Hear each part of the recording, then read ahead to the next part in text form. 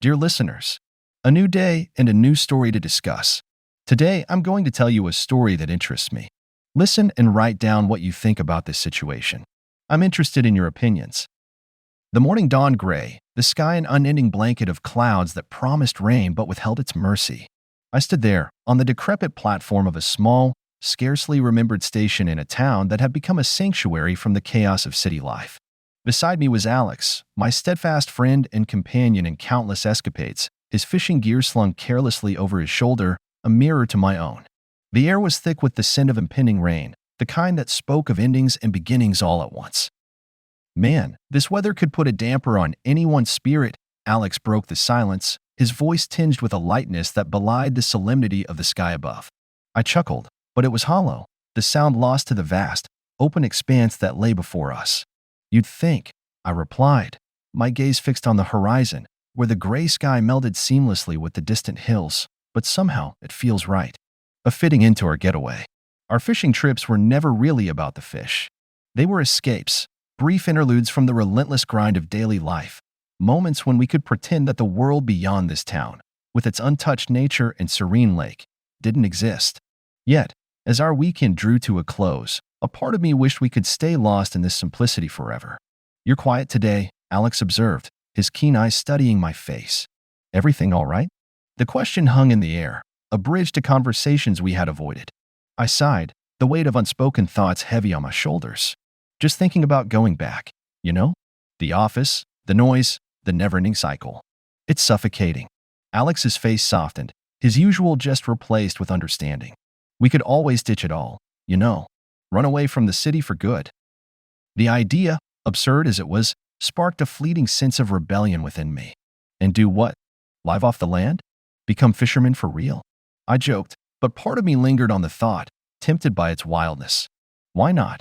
Alex challenged, his tone serious now. Isn't this what we always talk about?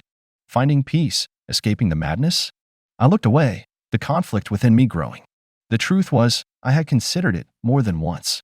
The thought of a life unencumbered by deadlines, meetings, and the constant buzz of technology was appealing.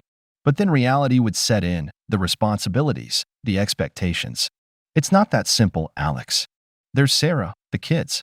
They're settled in the city. And what about money? Our jobs? Alex shook his head, a wry smile playing on his lips. Always the practical one, huh?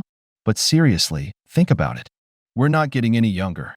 How long do we keep putting off what we truly want?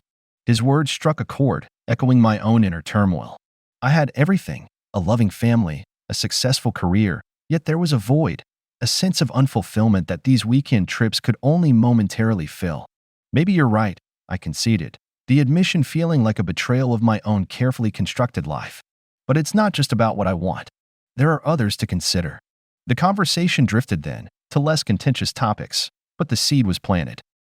As we boarded the train, the familiar sense of confinement closing in, I couldn't shake the feeling that something needed to change.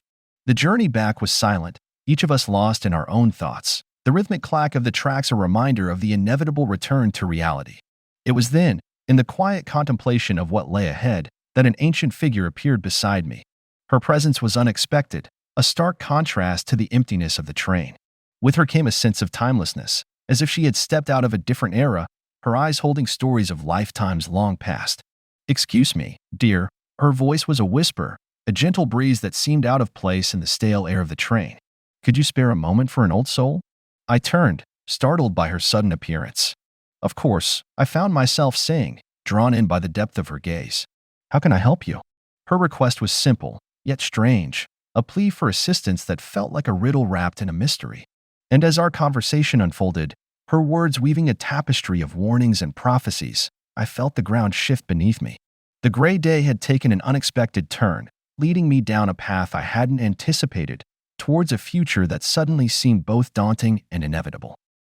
As the train carried us closer to the city, to the life I knew, and the one I longed for, I couldn't help but wonder if this encounter was a sign, a nudge towards a decision that had been looming on the horizon, waiting for the right moment to emerge from the shadows. The gray day, it seemed, was far from over. The rhythm of the train's movement provided a comforting, yet haunting backdrop to the turmoil brewing within me. As buildings and trees blurred past, a sense of unease settled over me, thick and unyielding. Alex, sensing my disquiet, shifted in his seat, turning to face me directly. "You've been miles away since we left," he observed, his voice laced with concern. "Talk to me, man. What's eating at you?" I exhaled slowly, the weight of my thoughts a tangible presence between us. "It's just everything, Alex. The job, the city, the constant noise. I'm tired of it all." He leaned forward, his expression earnest. "We've talked about this, haven't we? About finding something more meaningful, more fulfilling." I nodded, the familiar conversation taking on a new urgency. "But it's not just about me. There's Sarah, the kids. I can't just uproot their lives on a whim." Alex's response was immediate, passionate. "But isn't it better to show them a life lived with purpose, rather than one stuck in a rut? Imagine what we could teach them about following their dreams, about not settling." His words sparked a fire within me, the idea of a different life suddenly vivid and enticing. "And what? Just leave everything behind? Start from scratch? Why not?" he challenged, his eyes alight with the possibility. "We're not trees, man. We're not planted in one spot forever. We have the choice to move, to grow in new directions." The intensity of his conviction stirred something within me, a yearning for change I hadn't fully acknowledged. It's a big risk, Alex. What if we fail? What if it's a mistake?" He laughed, the sound rich and full of life. "Since when are you afraid of taking risks? Remember that time we almost capsized in the lake? Or when you convinced me to go skydiving?"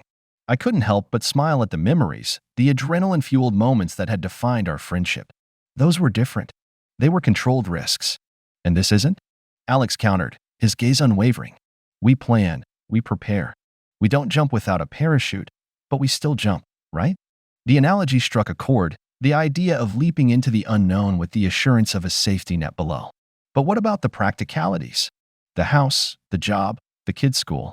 "We figure it out, one step at a time," he said, his voice firm. "Maybe you find remote work, or we start that business we've always talked about. The kids adapt, they make new friends. And Sarah, well, you need to talk to her, see where she stands." The mention of Sarah brought a fresh wave of anxiety. I don't even know how to bring it up. What if she doesn't want this? What if she's happy with our life as it is? Then you talk, you compromise.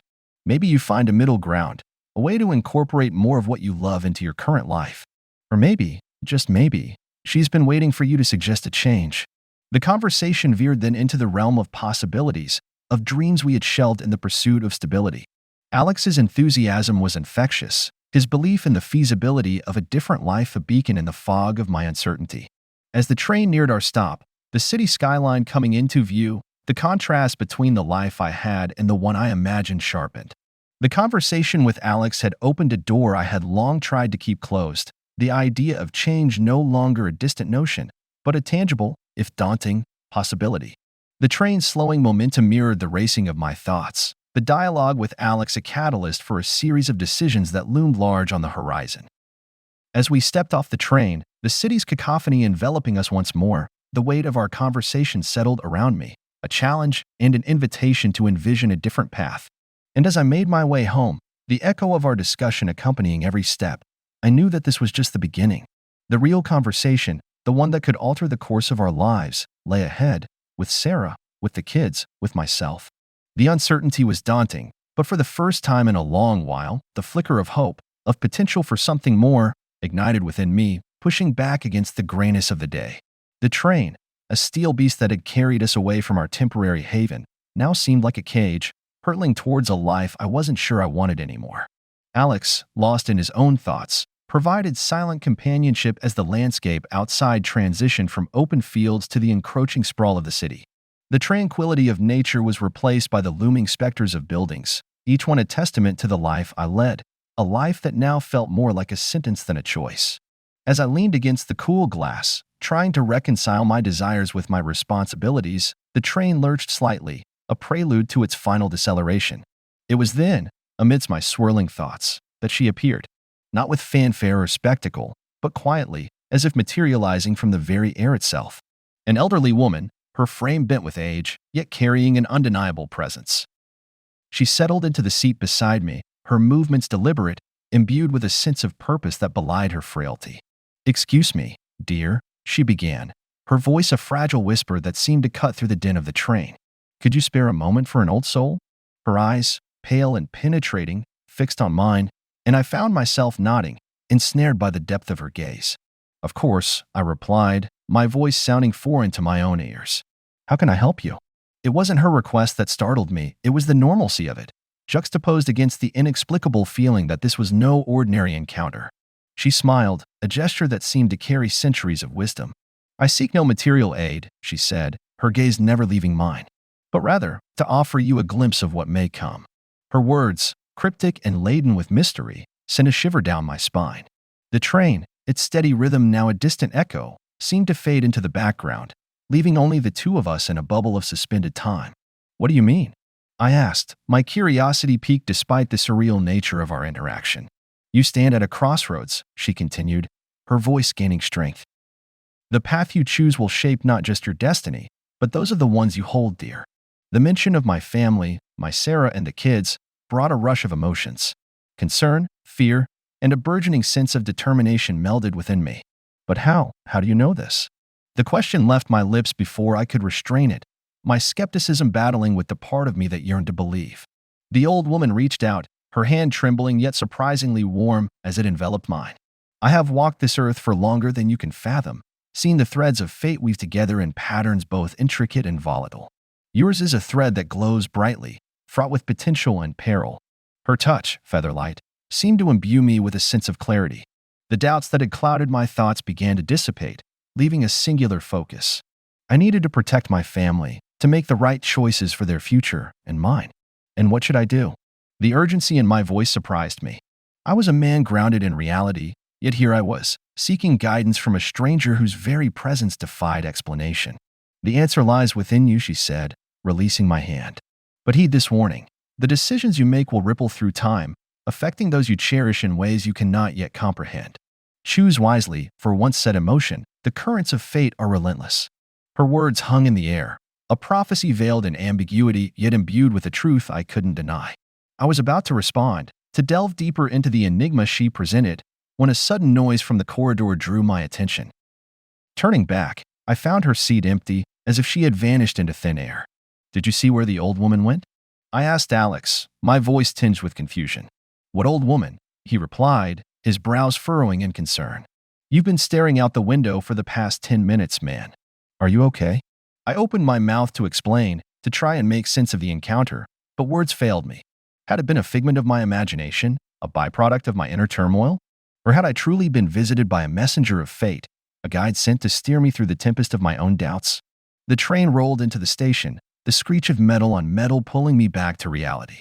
The encounter, whether real or imagined, had left an indelible mark, igniting a fire within me to confront the future, to face the choices that lay ahead with courage and conviction. As I stepped off the train, the city's cacophony enveloping me once more, I knew that the path forward would be fraught with challenges. But armed with the old woman's warning, I felt a newfound resolve to navigate the crossroads of my life, for my sake and for those I loved. The city's lights flickered like distant stars, mocking symbols of the urban life I had begun to question deeply. My mind, a tempest of confusion and revelation, struggled to process the enigmatic encounter with the old woman. Alex, noticing my troubled demeanor, probed gently, "You've been quiet since we got off the train. Everything all right?" I hesitated, unsure how to articulate an experience that felt more like a vision than reality. I met someone," I began, my voice barely above a whisper, "an old woman on the train. She told me things." My words felt inadequate, too frail to convey the weight of the encounter. Alex's brow furrowed in concern. "An old woman? Mate, I think the stress is getting to you. We were alone in that carriage." The disbelief in his voice stung, a sharp reminder of how surreal my story sounded. Yet, the memory of the woman's grip, the intensity of her gaze, was as real to me as the city's clamor. It was real, I insisted, the frustration evident in my tone. She spoke of choices, of paths and consequences. It felt like a warning, or maybe a prophecy. Alex remained silent, his skepticism clear, yet he offered a supportive nod, a silent concession to hear me out. As we navigated the bustling streets, the city's heartbeat seemed to sync with my own, a frenetic pace that mirrored the chaos within. The conversation with the old woman replayed in my mind, her words a puzzle I was desperate to solve. I needed clarity, a sign to guide my next steps. The decision to confront my life's direction, to possibly upend everything for a chance at fulfillment, weighed heavily on me. The old woman's warning that my choices would ripple through the lives of those I loved haunted me. I need to talk to Sarah, I declared, the resolve solidifying within me. I have to know if she feels the same, if she's ever thought about a different life. Alex nodded, understanding the gravity of what I was proposing. It won't be easy, man, but it's better than wondering what if for the rest of your life. The night had deepened, the city's shadows playing tricks on my eyes, making me question what was real and what wasn't. We parted ways with a handshake that felt more like a lifeline, a tangible connection in a sea of uncertainty. The walk home was a blur, my thoughts a whirlwind of scenarios, each more daunting than the last. How would Sarah react? Would she dismiss the idea as folly? Or would she see the potential for something more, something better? The house was quiet as I entered, the familiar sights and sounds a stark contrast to the turmoil inside me. Sarah was there, her presence a beacon in the storm. "You're late," she observed, her voice tinged with concern. "Is everything okay?" The question, so simple yet so loaded, hung between us.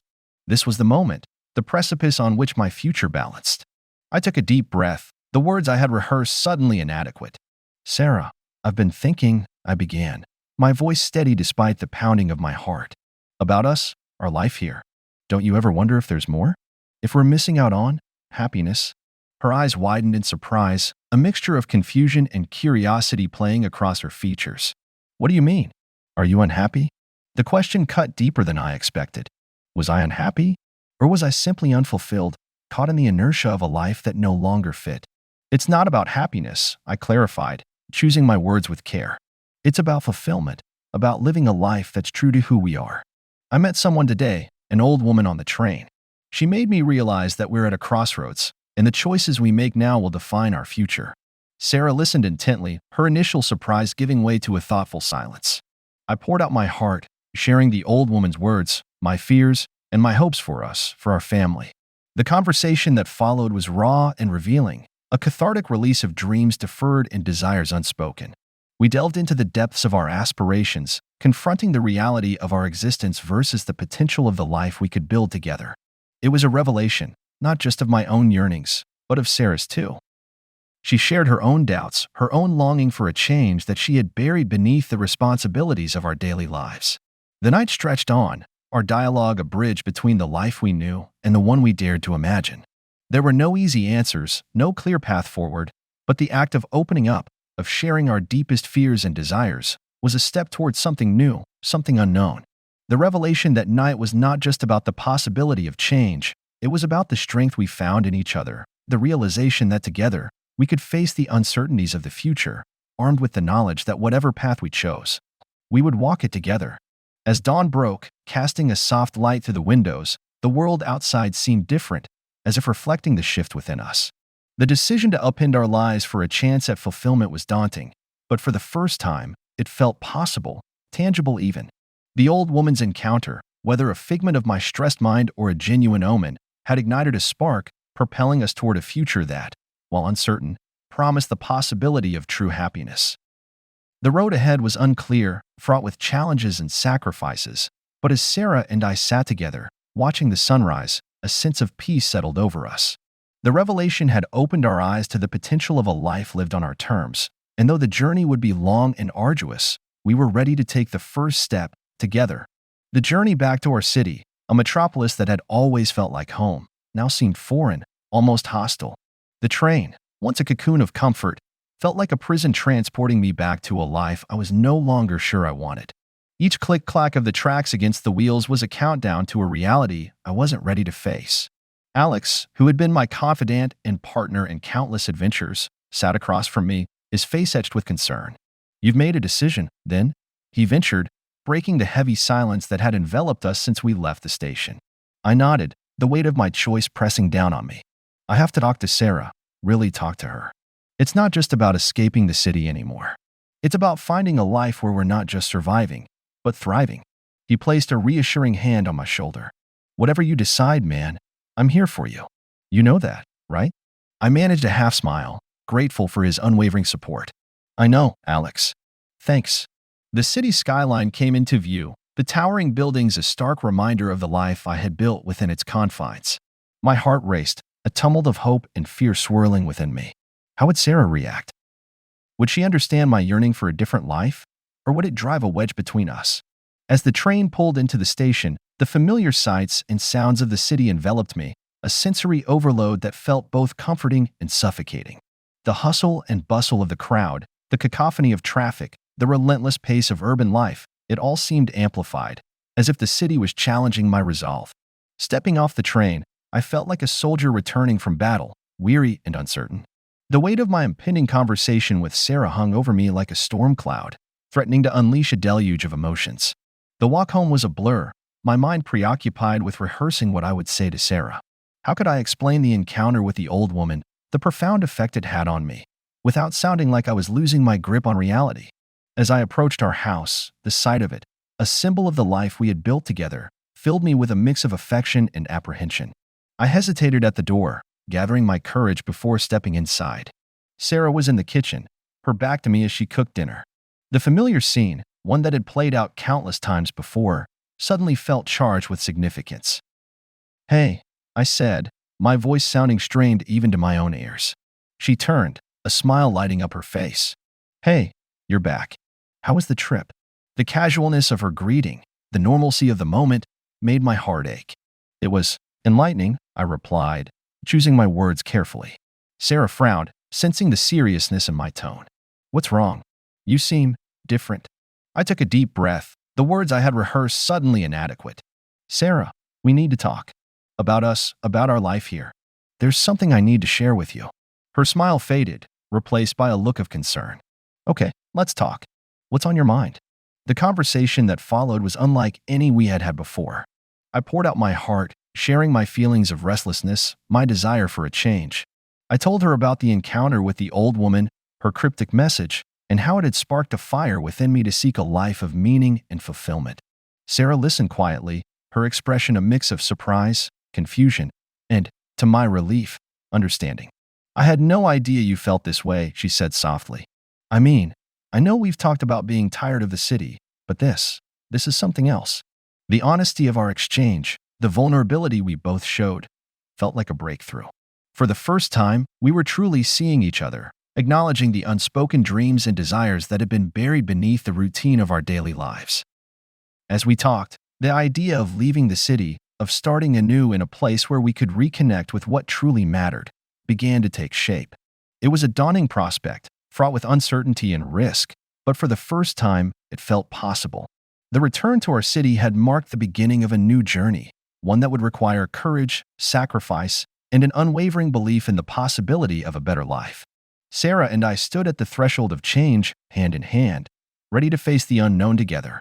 As the night wore on, and our conversation delved deeper into the practicalities and challenges of making such a monumental change, the initial fear and apprehension gave way to a sense of excitement and determination.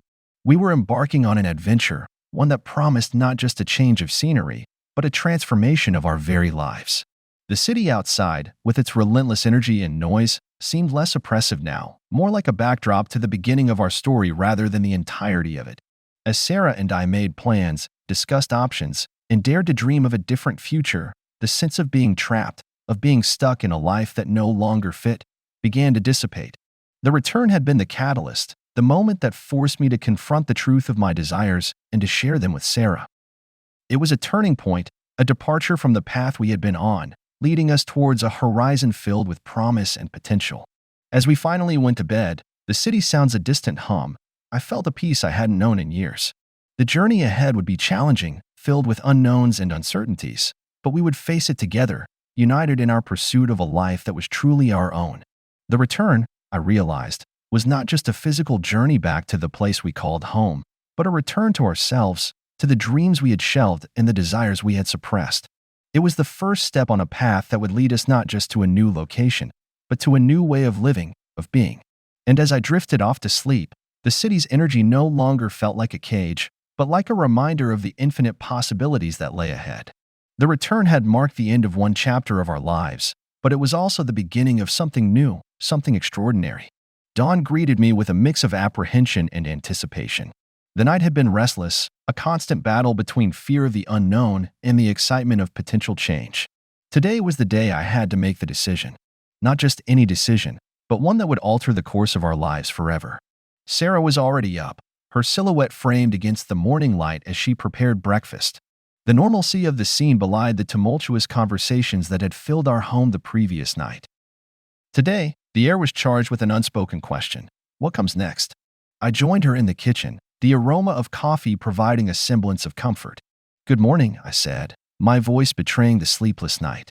Morning, she replied, her smile warm but her eyes reflecting the same whirlwind of emotions I felt. Did you sleep at all? I shrugged, pouring myself a cup of coffee. Not much. You. Bits and pieces, she admitted, sitting down at the table. I've been thinking about our conversation, about everything. The gravity of our situation hung between us, a palpable entity that demanded attention. Sarah, we can't ignore what's happening, what we're feeling. It's clear we both want more from life than this perpetual cycle we're stuck in. She nodded, her hands wrapped around her mug.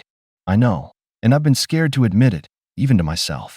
But last night, hearing you speak so passionately about change, about seeking fulfillment, it awakened something in me. The raw honesty of our exchange the night before had opened a door, one that led to possibilities we had never dared to explore. I've been thinking, I started, the words feeling heavy on my tongue. What if we actually did it? What if we left the city, found a place where we could start anew? The question hung in the air, its implications vast and daunting. Sarah's gaze met mine, a storm of hope and fear swirling in her eyes. Can we really do that? Leave everything behind? It won't be leaving everything behind, I clarified, feeling a surge of conviction. It'll be taking us, our dreams, our family, to a place where we can grow, not just exist. Yes, it's a massive step, and yes, there are a million things that could go wrong. But think about all the things that could go right. The conversation shifted then from abstract dreams to concrete possibilities. We talked about locations, jobs, schools for the kids. Each topic brought its own set of challenges, but for the first time, those challenges seemed surmountable. We'll need a plan, Sarah said, her analytical mind already mapping out steps. We can't just jump without looking. We need to think about finances, about what we'll do for work, where we'll live. Her words sparked a flurry of activity. We grabbed notebooks, laptops, anything we could write on, and began jotting down ideas, questions, and plans. The kitchen table, once a place for mundane morning routines, transformed into our command center, a hub of dreams being woven into tangible goals. As the day progressed, the initial fear and uncertainty that had shadowed our decision began to dissipate, replaced by a growing sense of purpose. We researched, made calls, and even started looking at properties online in areas we had only ever dreamed of living in. The decision, once a daunting cliff edge, now felt like a gateway, an opening to a life where the mundane was replaced with the meaningful. Sarah and I, partners in every sense, were embarking on this journey together, our individual strengths and weaknesses merging into a formidable force. As the sun began to set, casting a golden glow over the room, I realized that this decision, this pivotal moment, was not just about escaping the city or seeking adventure. It was about reclaiming our lives, about choosing to live deliberately and with purpose. It was a commitment to ourselves and each other, a promise to chase happiness, not just endure existence. The room was filled with papers, notes, and open web pages, each one a testament to the path we were choosing. Sarah and I shared a look, one that conveyed excitement, love, and a hint of disbelief at the leap we were about to take. We're really doing this, aren't we? She asked, her voice a mix of awe and determination. We are, I confirmed, my heart swelling with a sense of adventure and love for the woman who had chosen to take this leap with me. Together, the decision was made. Our journey, fraught with uncertainties and challenges, was set to begin. But with Sarah by my side, I felt ready to face whatever the future held. The city, with all its noise and chaos, faded into the background, a chapter closing as we prepared to write our next great adventure. As night fell, enveloping us in a blanket of stars, I felt a peace I hadn't known in years. The decision to change our lives, to pursue a dream, was perhaps the bravest thing we had ever done. But as I looked at Sarah, her hand in mine, I knew it was also the best decision we had ever made. Together, we stood on the brink of a new beginning, ready to step into the unknown, guided by love, hope, and the unwavering belief in the promise of a better tomorrow.